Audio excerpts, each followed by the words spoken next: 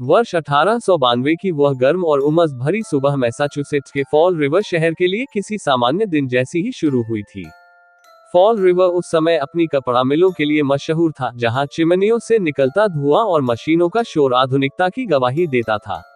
लेकिन 92 second street पर स्थित बॉर्डन परिवार का घर आधुनिकता से कोसों दूर एक पुराने ढर्रे पर चल रहा था।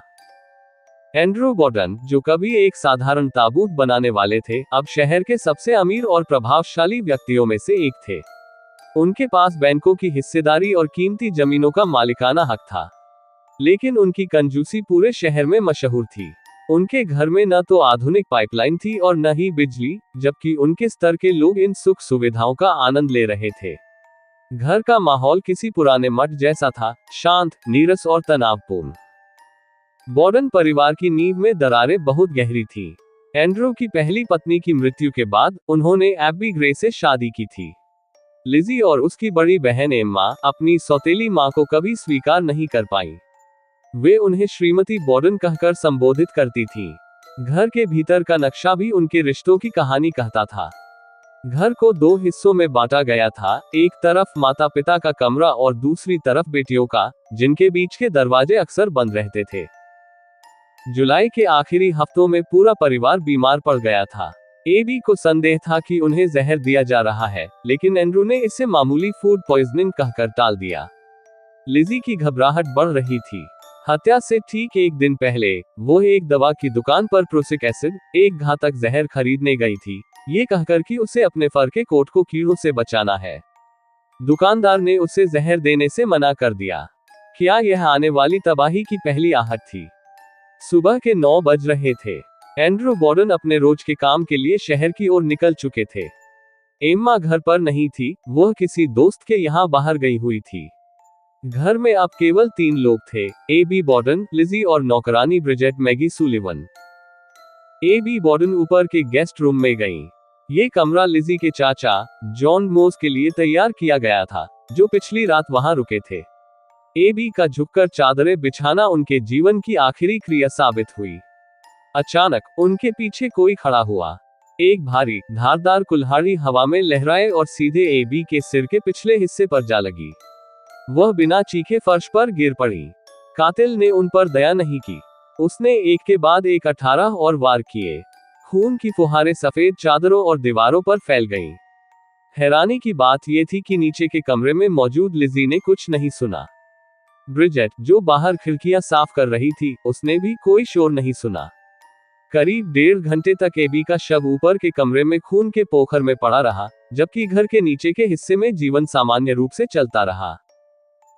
सुबह के 10:30 बजे एंड्रू बॉर्डन घर लौटे। गर्मी की वजह से वह थोड़ा असहज महसूस कर रहे थे। लिजी ने उन्हें अंदर आने दिया और बड़ी मासूमियत से कहा कि श्रीमती बॉर्डन को किसी ने बीमार रिश्तेदार के पास बुलाया है और वह बाहर गई हैं। एंड्रू सुस्ताने के लिए लिविंग रूम के सोफे पर लेट गए। उन्होंने अपनी जैकेट उतारकर सिर के नीचे रख ली और अपनी घड़ी पास की मेज पर रख दी। जैसे ही एंड्रू की आंखें झपकी, कातिल साए की तरह उनके पीछे खड़ा हो गया। इस बार वार और भी अधिक क्रोधित थे।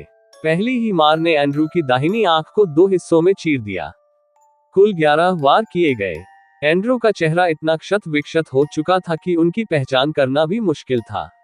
उनके जूते अब भी फर्श पर टिके थे, जैसे उन्हें संभलने का मौका ही न मिला हो। 11:10 बजे ब्रिजेट, जो अपने कमरे में थोड़ी देर आराम करने गई थी, उसे लिजी की चीख सुनाई दी, मैगी, जल्दी आओ, पिताजी मर गए हैं। कोई अंदर आया और उन्हें मार दिया। ब्रिजेट भागती हुई नीचे आई। उसने जो देखा वह रोंगटे खड़े कर देने वाला था। एंड्रू का शरीर सोफे पर बेजान पड़ा था और खून अभी भी ताजा था। लिजी पास ही खड़ी थी, शांत, नियंत्रित और स्थिर। पड़ोसियों और डॉक्टरों को बुलाया गया। जल्द ही ऊपर के कमरे में एबी बॉर्डन का भी शव मिला, जिसकी पीठ पर खून जम चुका था, जो ये बताता था कि उनकी हत्या एंड्रू से काफी पहले की गई थी। पुलिस अधिकारी जॉर्ज फ्लीट और मार्शल हिलियट जब मौके पर पहुंचे, तो उन्हें तुरंत कुछ बातें खटकने लगी। घर में जबरन घुसने का कोई निशान नहीं था। कोई भी कीमती सामान गायब नहीं था। हत्या का हथियार कहीं नहीं मिल रहा था। लिजी से जब पूछताछ की गई, तो उसके बयानों में अजीब सी विसंगतियां थीं। उसने पहले कहा कि वह अस्तबल में लोहे के टुकड़े ढूंढ रही थी, फिर कहा कि वह वहां केवल ताजी हवा लेने गई थी।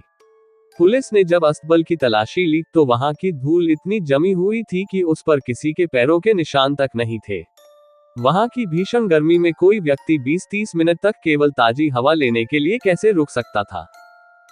अगले कुछ दिनों में प्रेस ने इस खबर को सनसनी बना दिया। न्यूयॉर्क टाइम्स से लेकर स्थानीय अखबारों तक हर जगह द बॉर्डन मर्डर्स की चर्चा थी। लेकिन सबसे बड़ा मोड़ तब आया जब हत्या के 3 दिन बाद लिजी को रसोई के चूल्हे में अपनी एक नीली रेशमी ड्रेस जलाते हुए देखा गया। जब उसकी सहेली एलिस रसेल ने टोका तो लिजी ने बेहद ठंडे स्वर में उत्तर दिया, ये पुरानी हो गई थी और इस पर पेंट के दाग लग गए थे। क्या वह सचमुच पेंट था, या वह उस दोहरी हत्या का सबसे बड़ा सबूत था जिसे लिजी मिटा देना चाहती थी। 92 सेकेंड स्ट्रीट की दीवारों ने एक भयानक रहस्य को अपने भीतर समेट लिया था, और पूरा अमेरिका अब लिजी बॉर्डन की ओर उंगली उठा रहा था। अगस्त 11, 1892 को लिजी बॉर्डन को आधिकारिक तौर पर अपने पिता और सौतेली मां की हत्या के आरोप में गिरफ्तार कर लिया गया। जैसे ही हथकड़ियां लिजी के हाथों में पड़ी, पूरे मैसाचुसेट्स में एक लहर सी दौड़ गई। उस दौर के अमेरिका में यह अकल्पनीय था कि एक ऊंचे घराने की, चर्च जाने वाली और रविवार स्कूल में बच्चों को पढ़ाने वाली महिला इतनी क्रूर हो सकती है। अखबारों के लिए यह बिकने वाला मसाला था।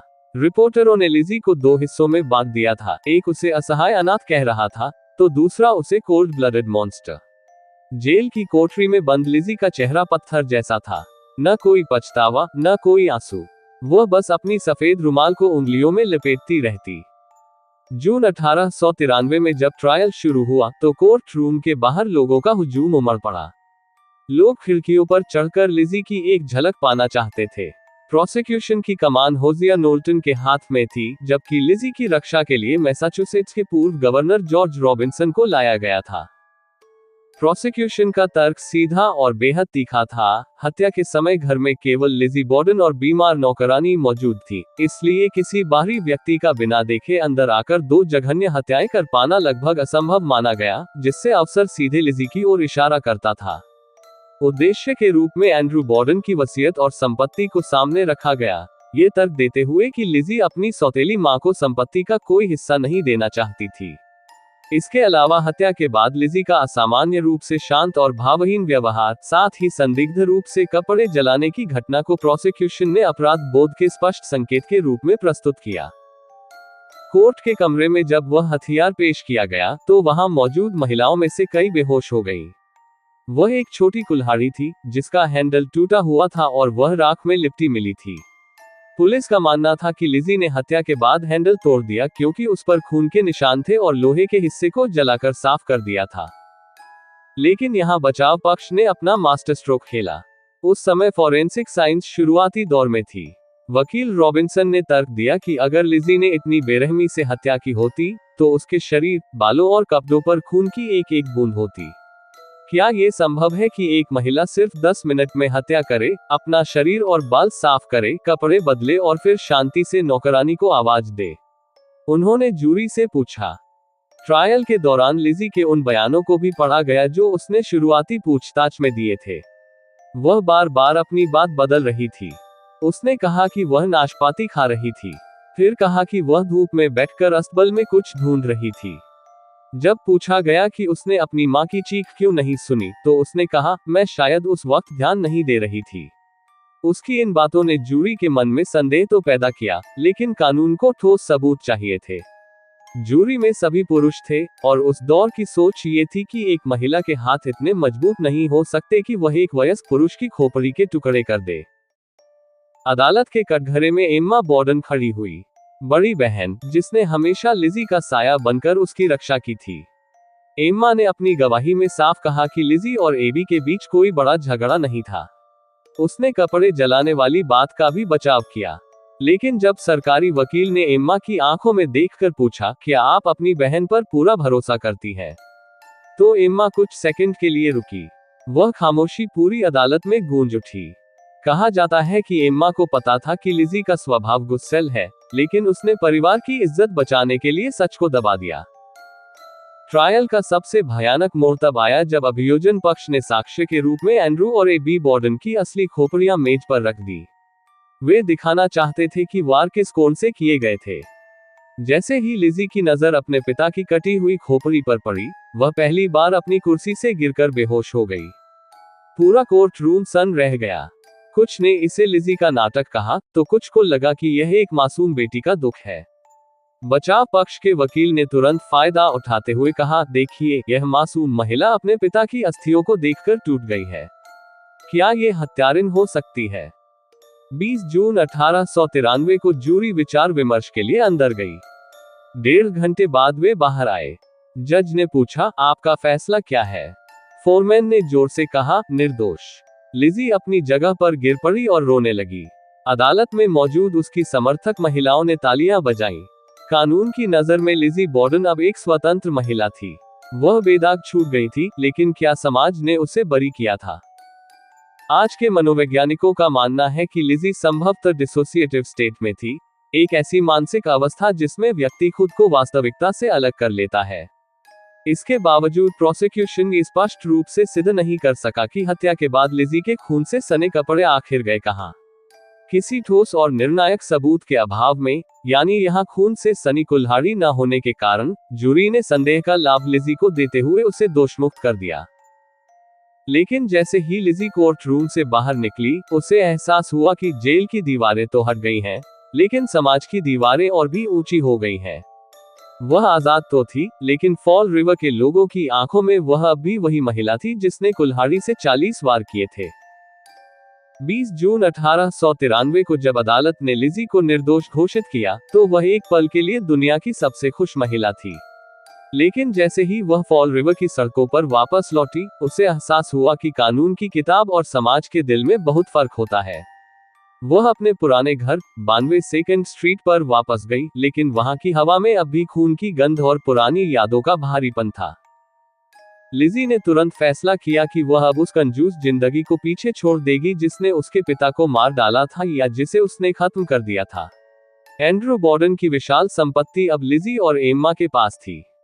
उन्होंने शहर के सबसे आलीशान और महंगे इलाके द हिल में एक बड़ा बंगला खरीदा और उसका नाम रखा मेपल क्रॉफ्ट। मेपल क्रॉफ्ट वह सब कुछ था जो लिजी का पुराना घर नहीं था। वहां आधुनिक नल थे, बिजली थी और नौकरों की एक पूरी फौज थी। लेकिन विडंबना देखिए, लिजी ने जिस आजादी के लिए शायद ये सब किया था, वही आजादी उसके लिए सबसे बड़ी सजा बन गई। शहर के कुलीन वर्ग ने, जिसमें शामिल होने का लिजी का सपना था, उसके लिए अपने दरवाजे बंद कर लिए। जब वह चच जाती, तो उसके बैठने वाली कतार खाली हो जाती। दुकानदार उसे सामान देने से कतराते। बच्चे उसके घर के सामने से दौड़कर निकलते और वह प्रसिद्ध कविता गुनगुनाते। लिजी बॉर्डन ने कुल्हाड़ी उठाई और अपनी मां पर 40 वार किए। लिजी ने खुद को घर के भीतर कैद कर लिया। वह घंटों अपनी खिड़की से बाहर देखती रहती। उसने अपना नाम बदलकर लिज़बेथ रख लिया था, जैसे वह उस पुराने लिजी नाम के साए से पीछा छुड़ाना चाहती हो। लिजी और एम्मा के बीच का रिश्ता हमेशा से गहरा था, लेकिन 1905 में कुछ ऐसा हुआ जिसने इन दो बहनों को हमेशा के लिए जुदा कर दिया। एक रात एम्मा ने मेपल क्रॉफ्ट छोड़ दिया और फिर कभी वापस नहीं मुड़ी। उसने मरते दम तक अपनी बहन से बात नहीं की। इतिहासकार मानते हैं कि उस रात लिजी ने एम्मा के सामने कोई ऐसा सच कबूल किया था जिसे एम्मा का जमीर बर्दाश्त नहीं कर सका। क्या लिजी ने हत्या की बात मान ली थी, या एम्मा को कुछ ऐसे सबूत मिले थे जो उसने ट्रायल के वक्त नहीं देखे थे? एम्मा की खामोशी इस कहानी का सबसे बड़ा रहस्य बन गई। अपने अंतिम वर्षों में लिजी का व्यवहार बेहद विचित्र हो गया था। वह जानवरों से बेपनाह प्यार करने लगी थी, शायद इसलिए क्योंकि इंसान उसे नफरत भरी नजरों से देखते थे। उसने पक्षियों के लिए अपने बगीचे में विशेष घर बनाए थे। मेपल क्रॉफ्ट के नौकरों ने बाद में बताया कि लिजी अक्सर रात के सन्नाटे में घर के खाली गलियारों में टहलती थी और खुद से बातें करती थी। कभी कभी वह हंसती और कभी कभी वह दीवार की ओर इशारा करके कहती, नहीं पिताजी, अभी नहीं। क्या वह उन रूहों को देख पा रही थी जिन्हें उसने 1892 की उस दोपहर विदा किया था? 1 जून 1927 को 66 वर्ष की आयु में लिजी बॉर्डन की मृत्यु निमोनिया से हुई। ठीक 9 दिन बाद उसकी बहन एम्मा की भी मृत्यु हो गई। लिजी ने अपनी वसीयत में अपनी संपत्ति का एक बड़ा हिस्सा जानवरों के संरक्षण के लिए काम करने वाली संस्था एनिमल रेस्क्यू लीग को दान कर दिया। उसके अंतिम संस्कार में कोई भीड़ नहीं थी। उसे उसी कब्रिस्तान ओक ग्रोव सेमेट्री में दफनाया गया जहां उसके पिता और सौतेली मां दफन थे। उसकी कब्र पर केवल लिज़बेथ लिखा गया। वह अंत तक अपने परिवार के साथ रही, भले ही वह साथ मौत और नफरत से भरा हुआ था। आज 92 सेकंड स्ट्रीट का वह घर जहां हत्याएं हुई थी, एक बेड एंड ब्रेकफास्ट होटल है। दुनिया भर से लोग वहां उस सोफे पर बैठने आते हैं जहां एंड्रू बॉर्डन की हत्या हुई थी। वहां आने वाले पर्यटकों का दावा है कि उन्होंने रात में किसी महिला के रोने की आवाजें सुनी है। कुछ का कहना है कि उन्होंने ऊपर के कमरे में एक परछाई देखी है जो बिस्तर की चादरें ठीक कर रही है। शायद ए.बी. बॉर्डन आज भी अपना वह काम पूरा करने की कोशिश कर रही हैं जो उस सुबह अधूरा रह गया था। लिज़ी बॉर्डन की कहानी केवल एक अपराध की कहानी नहीं है। यह 19वीं सदी के अमेरिका के बंद समाज, पितृसत्ता और दबे हुए गुस्से की कहानी है। क्या लिज़ी ने हत्या की थी? साक्ष्य चीख चीख कर हाँ कहते हैं, लेकिन कानून ने ना कहा। वह कुल्हाड़ी, जिसे पुलिस कभी ठोस तरीके से पेश नहीं कर पाई, आज भी प्रतीक है उस रहस्य का जिसे लिज़ी अपने साथ कब्र में ले गई। लिज़ी बॉर्डन निर्दोष थी या नहीं, ये बहस शायद कभी खत्म न हो, लेकिन वह हमेशा एक ऐसी पहेली बनी रहेगी जिसने इतिहास के पन्नों को खून से लिख दिया।